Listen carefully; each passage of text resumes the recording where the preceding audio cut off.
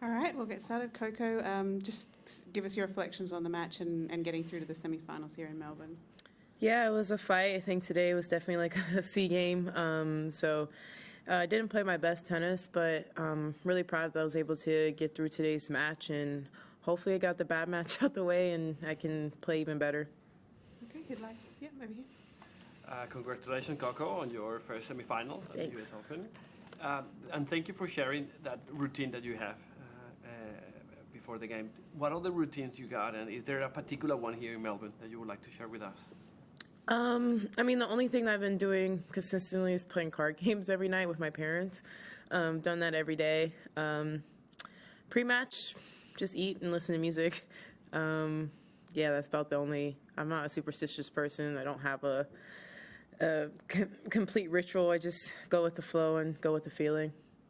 Okay, Matt.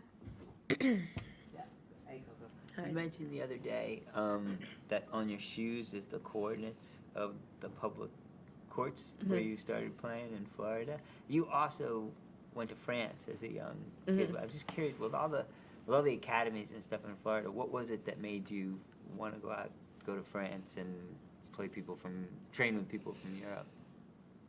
Patrick Montaglu. I mean, he was coaching Serena Williams at the time, and she was my idol. And it wasn't really a decision. Like, I got invited over there when I was 10, so it wasn't like I made the decision.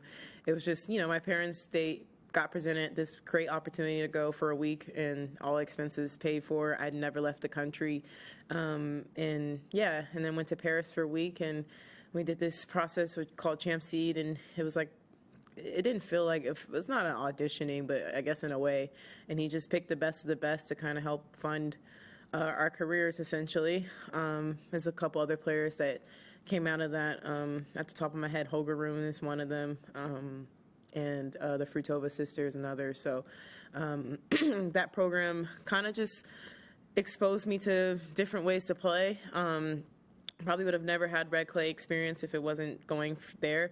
And then with Florida, I only was at Academy. It was not even a big one, but it was called Sly Black Tennis Academy. And he actually is in Thailand now, but he was my childhood coach.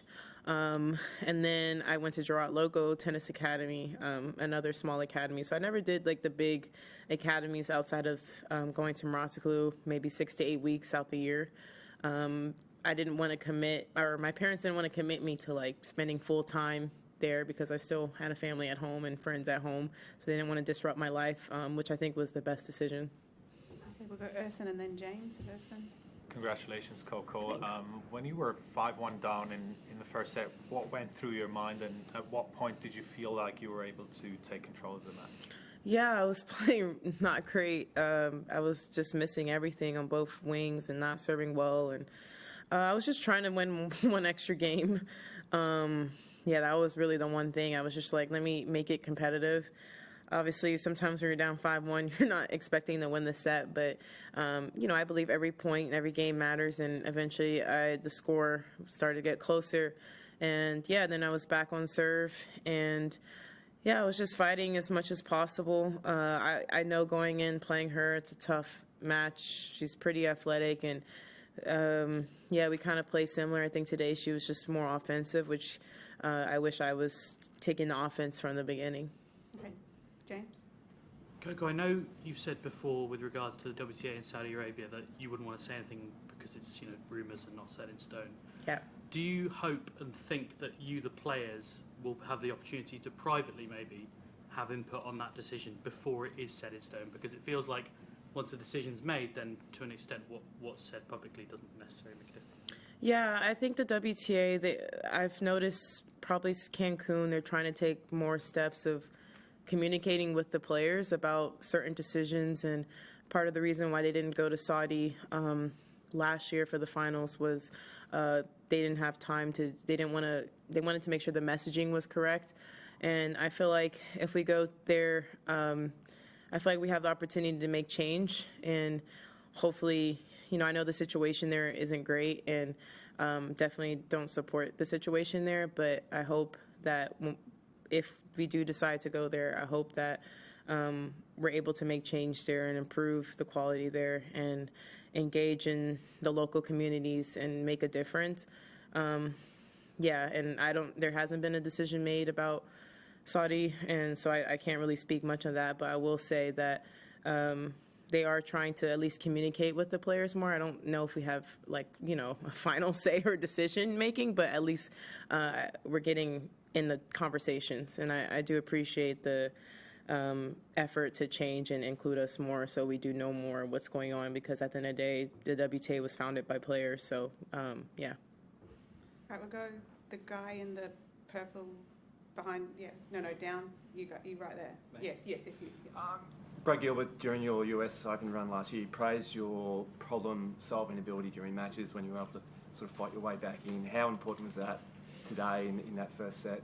Yeah, it was really important, and today was frustrating because I knew how I needed to play. I just couldn't execute, and then eventually I was able to find it, which is what I'm proud of.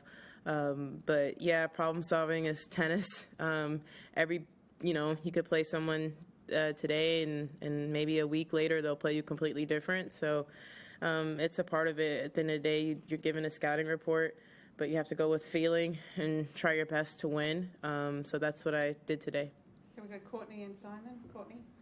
Coco, congrats. Yes. Just, you mentioned C game. Did you have a sense of it, like when you were warming up, that something was off, or was it just like once the match started, it was hard to find, what you wanted to do or be able to execute, I guess? Yeah, no, I mean, when I warmed up in the pre-match, like earlier this morning, I was hitting good, and I was like serving good, so I actually felt really good. And then when I went on the court, and then I had 2 break points in the first game, so I still, felt good. And then I don't know where it all happened, to be honest. So yeah, it wasn't something that I felt this morning, or even in the warm up, or even in the 5-minute warm up before. It just kind of just happened. I felt like I was going for shots that I normally make and was missing by a lot, not even close. So I think that was frustrating. But I'm again, I'm just glad I was able to get through today. Okay, we'll go Simon and then the guy up in the back corner. Yeah. If I'm not to you, I'll get to you. Yes, Simon. Coco, your mum caught the ball at one stage. I was just wondering if you saw it and if she's still celebrating. I did not see it, but I heard somebody in the crowd say Mom caught it or something, so I think I got the gist of what had happened. And then I saw the video of her celebrating, and I was like, it wasn't that hard of a ball to catch, but celebrate your little wins. So yeah, she was really happy with that, and I mean, I'm sure you guys seen from US Open video that she likes to celebrate in crazy ways. So yeah, if it's just catching a ball, I mean, whatever makes her happy. I mean, her son is a catcher, so she should make that. All right, we'll go the guy at the back, and then this gentleman with the glasses, and then Jill. Yeah. Yeah, Coco, since your US Open win, you've gone from being the hunter to the hunted. Have you noticed any change in that regard, and have you sort of approached matches differently, or has it just been same old? No, I don't really approach matches differently. But yeah, there's definitely a change, and just the energy. I mean, you do feel like you're the one to be, and I feel like people step on court and they play more free and want to play. Not want to play. Everybody wants to play their best games every day, but play their best games because there's no pressure. And yeah, I definitely feel a little change. But also at the same time, not really, because when I was young, nobody wanted to lose to a 15-year-old. So I felt like people played really hard too.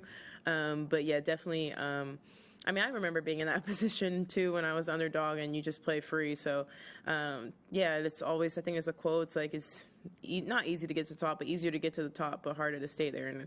And the goal is to stay here as long as possible and keep going upwards. I mean, I'm not at the top, but I'm up there. Okay, this gentleman here, and then Jill. Yeah. There's been talk in the last year or so about merging the WTA and the ATP. I was wondering where you stand on that, and do you think it would maybe be a good way of boosting prize money in the women's draws for non-Grand Slam tournaments? Yeah, I definitely think that, it would help women, especially the women's side of the game. I find that when I'm at combined events, I just feel like the energy amongst the crowd is better. And for most of the events, it's equal prize money when they're combined. So yeah, it definitely will help our side of the game. Yeah, and I just feel like I genuinely enjoy when both men and women are at the same tournaments, just because I also have friends on the guys' side. So not even money-wise, it would just be more fun for me as a player around the grounds. But yeah, I definitely think it would help us a lot, and hopefully one day it could be a possibility. Okay, we'll do 3 more. Jill, and then this gentleman here, and then this lady here. Okay, Jill. So just 2 questions. Wondering if you read Winning Ugly, and then 2, if you can talk about Barbora or Aryna. Yeah, I bought a copy, but I didn't read it. So maybe I should add it to my reading list.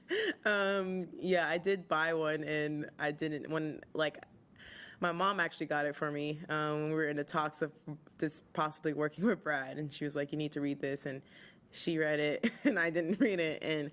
But I feel like I got the real version, so I don't need a book. But maybe it could help. I'll probably do it just to surprise him. And yeah, for Barbora, I haven't played her in a long time, I believe. I can't remember the last time, but it's been a while. She's obviously been in this position before, and I think she's a really smart player. We always see her watching matches live and paying attention, and I think that she's probably one of the smartest players on tour. When she's on, she's a tough player to beat. And obviously Aryna, it's always a tough match with her. I think she's playing really well this tournament. And yeah, obviously that US Open final was tough. And yeah, I think either way it's going to be a tough match. I think these are the later stages of the Grand Slam, and for both of them, I think that they're in good form. Okay, here. You're 3 from 3 from Grand Slam semi-finals. Does that give you confidence heading into these big matches? Yeah, I mean, I definitely think being in the semis a couple times before definitely doesn't make it. I mean, it's obviously a big achievement and a big deal, but I think just when you have the experience, you don't feel like it's your last time ever reaching this. You want to play like it's your last time, I guess, because you don't want to take advantage of the moment, but also just feel like you can do it again. So yeah, I think. I mean, I didn't even know that was the record. So hopefully I can make it 4 for 4. And if not, I guess I'll have to go back to the drawing board. But it does give me confidence knowing that at least in that stage of a Grand Slam that my nerves are usually settled. So hopefully I can go out there and be settled. Okay, last one here. Hey, Coco. Forgive the slightly simple question, but I just want to get in your words, what are, in your opinion, your super strengths as a player? Yeah, I think for me, definitely my movement, and when my serve is on, I think my serve is a big weapon for me, and same with returns. It didn't return that well today, but usually I do well with that, and I think just my mental strength, I think that's gotten me through a lot of matches, and I feel like mentally I'm one of the strongest out there, and I try my best to reset after each point. So yeah, I think those are my strengths that I can think of right off the top of my head. All right, thank you very much. Thank you.